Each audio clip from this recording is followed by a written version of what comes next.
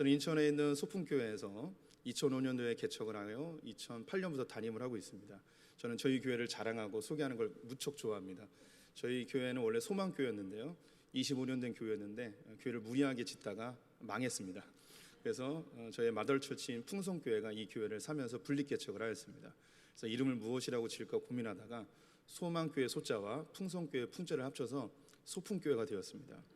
처음에는 이름이 굉장히 부담스럽고 기도를 하려고 하는데 소풍교회라는 이름이 나오질 않았습니다.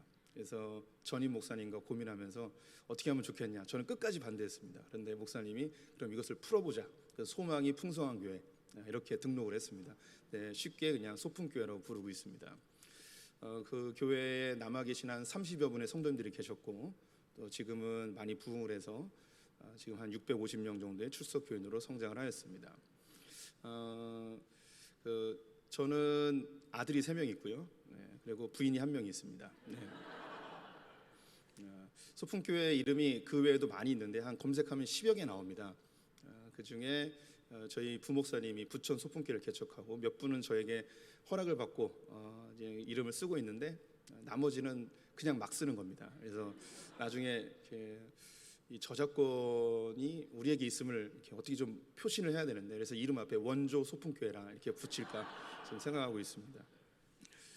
우리 오늘 여전도 연합회 헌신 예배로 제가 오게 되었는데, 우리 성도님들 이미 많이 헌신하시는 분이고, 또 이 코로나 시절에 이렇게 그 오후 예배에 성도님들이 많이 모여 계시는 모습을 보면서 감동이 아닐 수 없습니다. 또 사실 이렇게 그 성가대가 앞에 쓰는 것이 참 조심스러운 때인데 그 외부에서 강사가 와서 그런지 더 잘하시는 듯한 느낌이 좀 들어가지고, 아니면 이 구조를 잘해서 그런지 너무 울림이 좋고, 우리 남성분들이 한번 앞에 딱 부르는데 마음이 그냥 녹아내렸습니다. 너무 멋진 찬양 감사합니다. 우리 청암교회 성도님들과 함께 오늘 누가복음 말씀 가지고 함께 말씀을 나눠보도록 하겠습니다. 이미 언급해드린 것처럼 이미 헌신된 분들이시고, 헌신 예배는 이미 내가 하고 있는 헌신을 되다짐하는 시간으로 이렇게 여겼으면 좋겠고요. 은혜의 말씀을 전하고 싶지만 이미 우리 성도님들이 이미 헌신되고 충성스러운 분들이라서 제가 거기에다가 조금 숟가락만 얹어보는 시간이 되었으면 좋겠습니다. 누가복음은요, 이 사복음서 중에서 별명이 있는데 인자의 복음이라는 별명을 갖고 있습니다. 인간으로 오신 예수님에 대하여 많은 부분을 설명하고 있기 때문인데요, 다른 복음서에서는 나오지 않는 몇 가지의 사건들이 있습니다. 그 중에 한 가지가 예수님이 태어나시고 그 어머니와 아버지가 예루살렘 성전에 가서 초태생의 제물을 드리는 장면이 있습니다. 다른 본문에는 없는데 이 본문이 누가복음에 있어요. 그 의미는 예수님이 인간으로 오셨는데 우리에게는 어떤 분이냐면 예수님의 아들이지만 우리에게는 큰 형님뻘 되어집니다. 우리가 다 하나님의 자녀들이고 예수님 우리의 큰 형님 되어지잖아요. 그래서 초태생으로 드려지는 것은 구약의 제사법 중에 첫 열매를 주님께 드림으로 그 이후에 나는 모든 것들이 주님 것임을 인정해 드리는 예배의 의미를 담고 있습니다. 그래서 이 누가복음의 맨 마지막 장면이 뭐냐면 예수님이 십자가에 달려 돌아가시는 거예요. 모든 인류의 첫 예물로 십자가에서 주님께 드려진 거죠. 그래서 이 예수 그리스도를 영접하는 자들, 십자가에 달려 죽으신 그 예수 그리스도의 보혈을 믿는 자들은 그 이후에 초태생으로 드려졌기 때문에 모두가 다 하나님의 자녀가 되어지는 의미를 담고 있습니다. 그래서 이 예수님이 인간으로 이 땅에 오셔서 인간의 첫 공생애를 시작하시는데 오늘 읽었던 바로 이 마귀에게 시험당하시는 장면이죠. 40일 동안 광야에서 금식을 하실 때에 사단이 와서 예수님을 미혹하게 되어집니다. 이미 우리 성도님들이 익히 아시듯이 이 40일의 금식은 우리의 인생 전체를 의미하고 또 이스라엘 백성들이 광야에서 40년 생활했던 것을 그대로 담고 있음을 이미 아실 것입니다. 여기에 이제 사단이 와서 예수님을 시험하게 되어지는데, 이 모습은 창세기 3장에 나와 있는 첫 아담이 선악과를 따먹을 때에 사단의 미혹을 넘어가 범죄하게 되어진 것과 이제 반대의 의미가 담겨 있고, 또 이스라엘 백성들이 광야에서 40년 생활할 때 불순종과 우상 숭배로 인하여서 하나님께 다 버림받고 사단의 시험에 빠져서 그들이 광야에서 다 죽었지만, 예수님은 이 시험에서 이기어서 우리에게 예수 믿는 자들이, 예수님을 큰 형님으로 모시는 예수님의 동생들이, 하나님의 자녀들이, 예수님의 십자가를 영접한 자들이 이 땅에서 어떻게 살아가야 될지를 보여주는 매우 중요한 첫 계시의 장면입니다. 그래서 이 40일의 금식 가운데 사단이 시험했던 이것은 예수님에게만 있는 것이 아니었고 에덴 동산의 아담과 하와에게도 있었고 40년 광야 생활하는 그들에게도 있었고 이제 교회 시대를 살아가고 있는 우리들에게도 사단은 똑같이 공격을 하고 미혹을 하게 된다는 것입니다. 우리 청학교회 성도님들 만약에 초능력을 갖게 된다면 어떤 초능력을 갖고 싶으신가요? 영화나 드라마 같은 데 보면 일반인들이 갑자기 번개를 맞거나 어떤 약을 잘못 먹거나 전기 충격을 받아서 초능력이 생기는 경우들이 있습니다. 그럼 이런 초능력을 가진 사람들이 하는 그 이후의 삶들을 보면 악당들을 물리치고 정의를 실현하고 사회의 부조리를 개선하는 데 그 능력들을 사용하는 것을 보게 됩니다. 그런데 만약에 정말 우리 성도님들께서 초능력을 갖게 되면 어디에 사용하시겠습니까? 정말 그렇게 착한 일에만 쓰실까요? 예, 저는 미래를 보는 초능력이 있었으면 좋겠습니다. 멀리도 필요 없습니다. 일주일도 아니어도 됩니다. 하루, 그래서 금요일마다 로또 번호를 맞춰보겠습니다. 그래서 머리 갈 것도 없습니다. 한 5분만 10분만 미리 알아도 저는 1억 천금을 손에 얻겠죠. 우리 성도님들 역시 우리에게 초능력이 생기면 정말 좋은 일에 쓸까요? 예, 우리가 죄인이라서 그렇게 좋은 일에 쓸 것 같지는 않습니다. 사단은요 오늘 예수님에게 몇 가지의 유혹을 하게 되는데 어쩌면 이것은 우리가 너무나 간절히 원하는 때로는 우리가 이것이 나에게 이런 능력이 있었으면 하는 그런 초능력적인 그런 유혹일 수 있어요. 근데 우리가 원하지만 얻지 못하는, 그런데 끊임없이 사단은 우리에게 미혹하는 첫 번째 시험이 돌을 떡으로 바꾸라는 것입니다. 예수님이 40일 동안 금식하셨습니다. 얼마나 배가 고프셨을까요? 저도 3부 예배 끝나고 바로 왔는데 지금 무척 배가 고픕니다. 사단이 저에게 이 종을 떡으로 바꾸라는 미혹을 하면 능력이 있다면 바꿔버려서 먹고 싶은 마음이 있습니다. 예수님이 굉장히 배가 고픈 상태에서 돌을 떡으로 바꾸라, 이 미혹에 대하여 내가 하나님의 말씀으로만 사는 것을 선포하면서 사람이 떡으로만 사는 게 아니다 하면서 거절하시죠. 이게 단순히 인간 예수가 배고픔의 문제를 해결하기 위한 그런 미혹을 뛰어넘습니다. 이 당시에 이스라엘에서 가장 큰 문제는 뭐였냐면 먹고 사는 문제였습니다. 동서고금을 막론하고 지금도 마찬가지인데요, 먹고 사는 문제가 가장 큰 문제입니다. 이 먹고 사는 문제를 해결해주면 한 번에 영웅이 되어집니다. 국가 지도자로 인정을 받게 되죠. 이스라엘은 400년 동안 전쟁을 통하여서 그리고 식민지 생활을 통해서 국토가 황폐해졌습니다. 로마에 의하여 약탈을 당하면서 그들의 수익의 50%를 세금으로 내야 되는, 그리고 성전세까지 내야 되는 이중 과세로 굉장히 힘들어하고 있는 시절이었습니다. 성경에 보면 귀신 들린 자들과 병든 자들이 많이 나오잖아요. 왜 이렇게 많이 나오냐면 먹고 살기가 어려워서 그렇습니다. 제가 인도에서 5개월 동안 있었는데 4개월쯤 지나니까 손톱 발톱 머리카락이 자라지 않더라고요.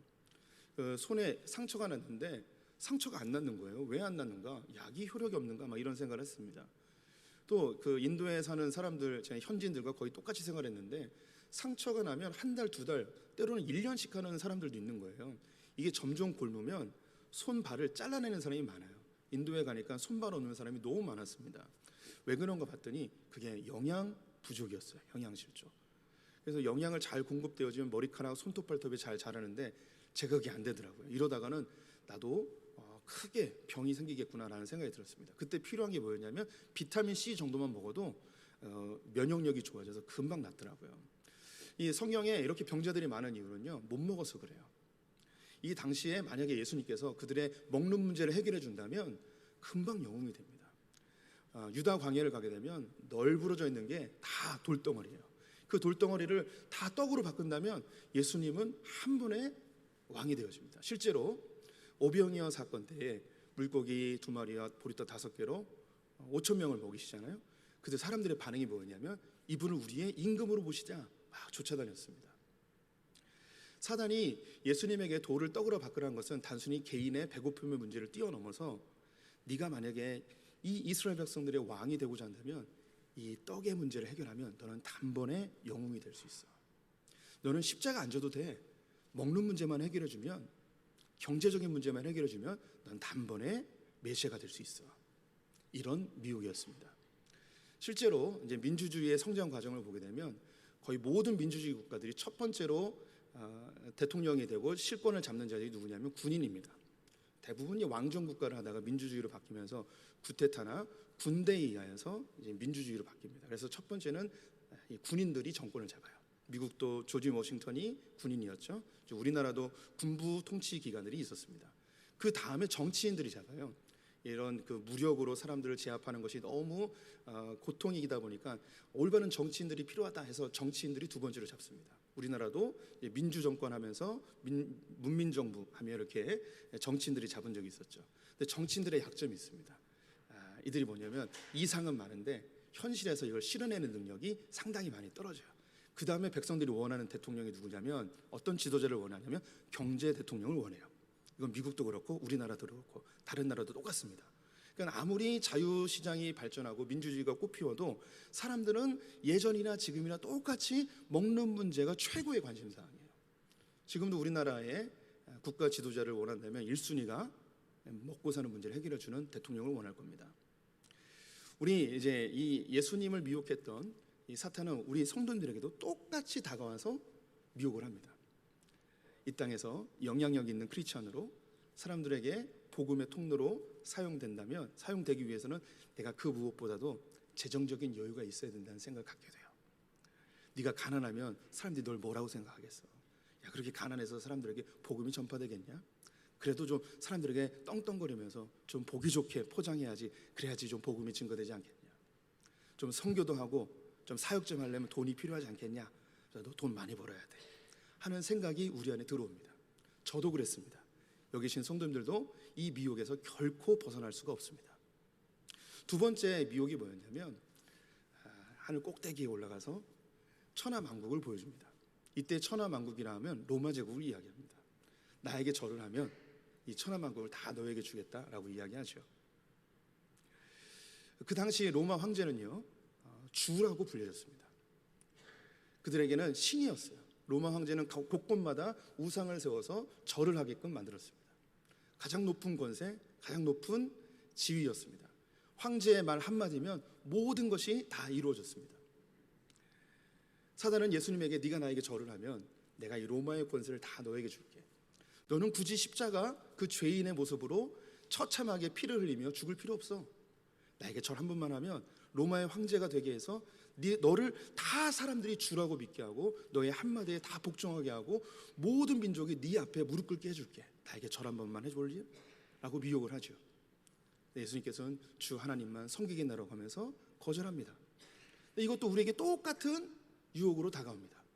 그래도 사람들에게 영향력 있고 복음을 증거하기 위해선 그래도 사회적으로 어느 정도 위치에 올라야 된다라는 생각을 해요. 내가 좀 CEO도 되고 장관도 되고 대통령도 되고 이 사회에서 좀 영향력 있는 성공하는 위치에 올라야지 사람들에게 복음을 증거하는 데 좀 효과적으로 사용될 거라는 그런 생각을 갖게 되죠. 그래서 하나님, 아직 나는 사용될 때가 안 됐고요. 내가 좀 성공하면 사회적으로 인정받으면 어느 정도 위치에 오르면 그때 하나님을 위해서 내가 갖고 있는 모든 것을 주님께 바치겠습니다 라는 그런 호언장담하는 우리의 지체들을 종종 보게 됩니다. 저도 그랬습니다. 하나님, 제가 어차피 목사가 될 거면 사람들에게 인정받고 또 유능하고 높아지고 5대학 육제들을 다니면서 복음 전하는 그런 뛰어난 사람이 되어야지 주님 복음을 잘 전하지 않겠습니까? 저를 그렇게 성공한 목회자를 만들어 주십시오. 이런 기도를 한 적도 있었습니다. 근데 예수님께서 그 길을 선택하지 않으셨어요. 오히려 가장 낮은 길, 가장 처참한 죄인의 길, 십자가의 길을 선택하시죠. 세 번째 시험은 성전 꼭대기로 데려가십니다. 그리고 거기서 뛰어내리래요. 이때가 만약에 명절이라면 명절 때 예루살렘 성전에 보통 몇 명이 모이냐면 100만 명 정도가 모입니다. 그럼 그 수많은 사람들 앞에서 예수님이 떨어지면 천사들이 와서 무릎이 땅에 닿기도 전에 예수님을 딱 구해주는 모습을 보면서 야, 천사들을 동원하는 저분이 정말 하나님의 아들이구나. 야, 저런 놀라운 기적을 일으키는 분은 정말 하나님의 아들 메시아구나 라고 다들 인정할 겁니다. 실제로 예수님께서 많은 기적을 일으켰습니다. 예수님이 한번 등장하시면 수만 명이 뒤를 따랐습니다. 예수님의 옷자락이라도 잡아볼 심정으로 그 틈바구니를 뚫고 들어오는 사람들이 있었습니다. 자기 아이들에게 복을 좀 받게끔 하기 위해서 아이들을 데리고 온갖 질시를 받으면서도 예수님에게 안수 한번 받아보고 싶어하는 그 어머니들이 수없이 몰려들었습니다. 예수님이 만약에 그 병자들을 다 낫게 하고 문제들을 다 해결했다면 이 세상의 모든 사람들이 다 예수를 믿겠죠. 근데 예수님은 그 방법을 쓰지 않으셨어요. 예수님은 할 수 있었지만 하나님께서 특별히 지정하신 사람만 치료해 주시고 하나님의 복음의 증거로 사용될 사람들에게만 이적을 행하셨습니다. 우리 성도님들 혹시 그거 아십니까? 신약 성경에는 기적이라는 말이 없습니다. 성경은 기적이라는 말을 쓰지 않아요. 표적과 기사라는 말을 쓰죠. 하나님의 목적으로만 예수 그리스도께서 기적을 베풀어 주셨어요. 그런데 이 사단은 네가 하늘에서 성전에서 떨어지면 사람들이 너의 모습을 보고 다 흥분해서 하나님 보내신 메시아구나 다 인정할 거야 라고 그렇게 미혹을 하였습니다. 그런데 주 너의 하나님을 시험하지 말라 라고 이야기하며 거절하게 되죠. 이것도 똑같이 우리에게 사단이 미혹해요. 우리 성도님들에게 삶의 문제가 있습니다. 건강의 문제도 있을 수 있고 재정의 문제, 가정의 문제, 자녀의 문제, 큰 곤란함을 당하는 경우도 있어요. 그때 기도하면서 하나님 제발 고쳐주세요, 문제 해결해 주세요, 응답해 주세요 이런 기도를 합니다. 근데 그 뒤에 어떤 생각이 있냐면 이거 하나님 응답해 주지 않으면 예수 믿는 사람으로서 창피해서 어떻게 교회 다녀요? 사람들이 날 뭐라고 생각하겠어요? 라는 이야기를 하겠죠. 얼마 전에 한 젊은 대학생과 이야기를 하게 되는데 자기 가족들 중에 자기 집만 교회를 다닌대요. 그런데 자기 집만 못 산대요.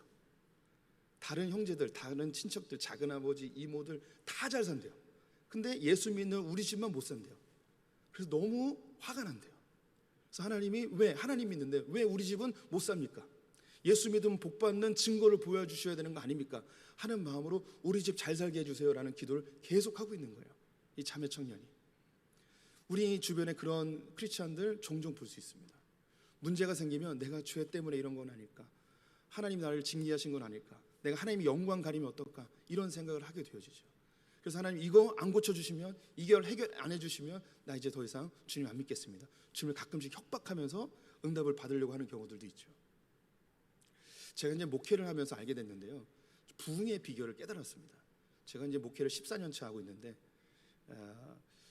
제가 부흥의 비결을 좀 알려드릴까요?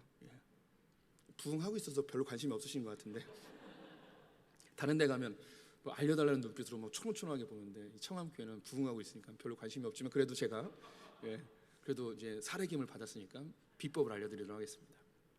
우리 이정현 목사님께서 죽은 사람 한 두세 명만 살려내면 바로 부흥합니다. 이정현 목사님이 암 환자 한 네다섯 명만 치료하면 금방 부흥합니다. 어디서 소문을 듣고 왔는지 다들 와가지고 나도 치료해달라고 다 몰려들 겁니다. 제가 이 비법을 알지만 사용을 안 하고 있습니다. 교회가 비좁아서 제가 농을 좀 섞었는데요, 사람들은요 이 기적이 일어나고 문제가 해결되면 하나님의 영광이 드러난다고 생각해요.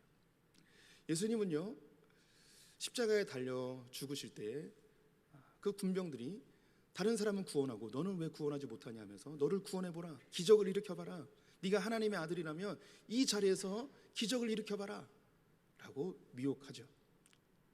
이 예수님께서 그 마지막 죽으실 때에 그 많은 병자들과 많은 이적을 일으켰음에도 불구하고 자신을 위해서는 그 어떤 기적도 일으키지 않는 초라하게 십자가에 달려 죽으시는 모습을 우리에게 보여주고 있습니다. 예수님은 돌을 떡으로 바꾸지 않았습니다. 그가 황제로 칭함을 받지도 않았습니다. 또한 죽으실 때에 어떤 기적도 일으키지 않으셨습니다. 예수님 못해서가 아니에요. 예수님은 오병이어로 5,000명을 먹이시고 7병이어로 4,000명을 먹이신 분입니다. 하나님의 능력을 그대로 갖고 있었기 때문에 광야 40년 동안 메추라기와 만나로 그 수백만 명의 사람들을 먹일 수 있는 분이었어요. 그럼에도 불구하고 예수님은 하지 않으셨어요. 할 수 있지만 안 하셨어요. 예수님은 황제로 태어날 수 있었습니다. 아니 황제까지는 아니어도 이스라엘의 왕으로 충분히 태어날 수 있는 분이셨어요. 하지만 그분은 베들레헴 구유에서 나사렛 가장 비천한 목수의 아들로 태어나 가장 처참한 삶을 살다 가셨습니다. 예수님은 왕으로 황제로 태어날 수 있었음에도 불구하고 그렇게 하지 않으셨습니다. 가장 낮은 곳에서. 또 예수님은 자기를 위해 충분히 기적을 일으켜 자기에게 침을 뱉고 핍박하는 그 군인들을 천사들을 동원해서 다 해치울 수 있었습니다. 아니, 이스라엘을 정복하고 있는 그 로마를 한순간에 뒤집어 엎고 다윗의 왕조를 회복할 수 있는 능력이 충분히 있는 분이셨습니다. 하지만 안 하셨습니다. 그러면 그거 안 하시고 뭐 하셨을까요? 예수님은 배고픈 사람과 함께 배고프셨습니다. 예수님은 핍박받는 자와 함께 핍박을 당하셨습니다. 예수님은 병자들과 함께 아파하셨습니다. 예수님은 우는 자와 함께 울어주셨습니다. 예수님은 그리스도라는 이름과 함께 또 다른 이름이 있습니다. 그 이름이 뭐냐면 임마누엘입니다. 임마누엘의 뜻은 하나님이 우리와 함께 계시다는 것이죠. 예수님은 저 위에 계신 보좌 우편에 계신 하나님과 동일한 본체십니다. 그런데 그 예수님의 하나님의 본체의 모습으로 이 땅에 오셔서 하나님적인 사역을 했다면 우리는 그 발꿈치도 따라갈 수 없습니다. 그 모습을 보면 오히려 너무 위축되어지고 소심해지고 자격지심에 빠지고 나는 예수님을 본받을 수 없어, 예수님을 따라갈 수도 없어 하며 우리는 자괴감에 빠져서 예수 믿는 걸 포기하는 분들이 많이 나타날 수도 있습니다. 가끔은 교회 공동체 안에서도 보면 예수를 미리 먼저 믿고 혹은 뛰어난 지성과 혹은 열정과 여러 성령의 체험들로 정말 천상계에 있는 듯한 그런 권사님들이나 장로님, 신앙의 선배들을 볼 때가 있어요. 난 언제 저렇게 되지? 나도 저렇게 돼봤으면 좋겠다. 이런 생각이 드는 반면에 난 안 돼. 나는 몇 년 했는데도 왜 이렇게 안 될까? 라는 그런 자괴감에 빠질 때도 있죠. 예수님이 이 땅에 오셔서 저 천상에 있는 하늘 보좌 우편에 있는 그 하나님의 본체의 모습으로 우리에게 다가온 것이 아니라 우리가 똑같은 모습으로 함께 배고프시고 함께 눈물을 흘리시고 함께 아파하시고 함께 죄인의 모습으로 십자가에 달려 죽으시며 우리에게 이야기합니다. 나를 따라오려거든 자기를 부인하고 너도 네 십자가를 지고 날 따라와라. 내가 너와 함께 하겠다. 그래서 저는 예수님이 좋아요. 저 다른 신들처럼 저 멀리 있으면서 감시하고 지시하고 이러는 분이 아니라 나와 똑같은 모습으로 내 힘없는 거 아시고 나의 연약함을 아시고 나의 부족함을 아시지만 그 모습 그대로 받으시며 괜찮아, 나랑 같이 가자. 나와 함께 계시는 그 주님이 너무 좋습니다. 나의 고통을 아시는 주님, 나의 배고픔을 아시는 주님, 나의 힘없음과 무력함을 아시는 주님. 근데 그분이 그 길을 먼저 사셨기 때문에 우리는 쫓아갈 수 있어요. 그분처럼. 그럼 주님이 하셨던 대로 하면 돼요. 우리도 가난한 자들과 함께 있어주면 돼요. 우는 자와 함께 울어주면 돼요. 우리가 그들의 문제를 해결할 수 없어요. 가끔 목사로서 굉장히 고통스러울 때가 있어요. 암 환자가 있는데 내가 기도해서 좀 낫게 해줬으면 좋겠어요. 나에게 막 능력이 나타났으면 좋겠어요. 나의 이 무능력함에 무기력함에 정말 힘들 때가 있어요. 가정이 깨지는 경우가 있어요. 내가 좀 상담도 잘하고 그들의 마음을 잘 위로해서 다시 좀 합쳤으면 좋겠다는 그런 마음이 들 때가 있어요. 그런데 안 되는 거예요. 너무너무 힘들죠. 내게 능력 없음이 너무 한탄스러울 때가 있습니다. 하지만 그때도 다시 예수님이 하셨던 그 길을 쫓아가는 거죠. 눈물 흘리는 자와 함께 울어주는 거. 예수님이 나에게 친구가 되어주셨듯이 나도 그들의 친구가 되어주는 겁니다. 제가 왜 이 헌신 예배 때 이런 이야기를 하는가? 때로는 헌신이 재정이나 능력이나 기술이나 열정 이런 게 필요한 거로 느껴질 때가 있습니다. 근데 제가 사역을 해보고 또 교회를 목회를 해보니까 진짜 헌신은요, 일하는 사람 옆에 같이 있어주는 거더라고요. 임원들이 와서 열심히 일하는데 임원들만 열심히 일하면 외로워져요. 혼자 일할 때 제일 힘들어요. 그런데 임원도 아닌데 그냥 회원임에도 불구하고 옆에 와서 크게 도움이 안 돼도 그냥 옆에 와서 말동무해주고 같이 옆에 있어주는 것만으로도 얼마나 큰 힘이 되는지 모릅니다. 제가 설교를 준비하면서 한 친구가 생각났어요. 고등학교 때 저에게 큰 도움을 준 친구인데 김준호라는 친구였습니다. 학력고사를 마치고 몇 달이 지난 이후에 아버지가 돌아가셨어요. 정말 저에겐 제일 친한 친구였는데 아버지가 돌아가셨는데 그 슬픔에 내가 어떻게 반응해야 될지 모르는 거예요. 대학교 1학년짜리가 잘 모르니까. 그래서 찾아가지도 못했어요. 그 친구가 어떻게 위로해 줘야 될지 내가 너무 막막한 거예요. 무서웠어요. 그 슬퍼하고 있는 친구에게 어떻게 위로해 줄지 모르는 내가 너무너무 싫었어요. 그래서 못 갔어요. 근데 지금 벌써 이제 30여 년이 지났는데도 불구하고 너무 미안한 거예요. 지금 깨닫는 게 뭐냐면 내가 특별히 위로를 못 해줄지라도 그냥 옆에 같이 있어줄 걸. 그게 얼마나 힘이 됐을까라는 생각이 듭니다. 때로는 예수님이 우리를 안 도와주는 것 같을 때가 있어요. 기도의 응답 안 해주시는 것 같을 때도 있습니다. 나를 높여주지 않을 때도 있는 것 같고, 경제적인 문제를 해결해주지 않을 때도 있습니다. 내 질병이나 삶의 문제들을 해결해주지 않을 때도 있는 것 같아요. 그런데 잊지 마세요. 주님은 늘 우리와 함께 하십니다. 나와 함께 울어주시고, 내가 힘들 때 어깨 동무해 주시고, 내 슬플 때 눈물 닦아주시는 분이 예수님이세요. 예수님 우리에게 이야기하잖아요. 나를 따라오고 내가 한 것처럼 해라고. 그러면 우리 청암교회 성도님들도 예수님처럼 할 수 있어요. 능력 없어도, 돈 없어도, 기적을 못 일으켜도 할 수 있는 거 있잖아요. 같이 있어주는 거예요. 일할 때 옆에 있어주고, 눈물 흘릴 때 눈물 닦아주고. 이 정도 할 수 있잖아요. 누구나 할 수 있어요. 그래서 예수님은 그것을 우리에게 보여주셨습니다. 예수님 잘 본받는 청암교회 성도님들, 특별히 여전도 회원들 되시기를 주님의 이름으로 축원드립니다. 기도할까요? 하나님, 참 좋은 교회, 멋진 교회, 또 멋진 목사님과 함께 동역하는 청암교회에 오게 해주시니 감사합니다. 하나님, 예수님의 본을 받기를 원합니다. 우리와 함께 하시며 우리의 눈물을 닦아주시며 우리의 고통을 이해해 주시는 주님, 주님을 본받으라고 말씀하셨사오니 우리도 우리의 지체들과 우리의 성교회 회원들과 함께 웃고 함께 울고 함께 동역하고 함께 있어주는 그리스도를 닮은 자들 다 되게 하여 주시옵소서. 예수님의 이름으로 기도드렸습니다. 아멘.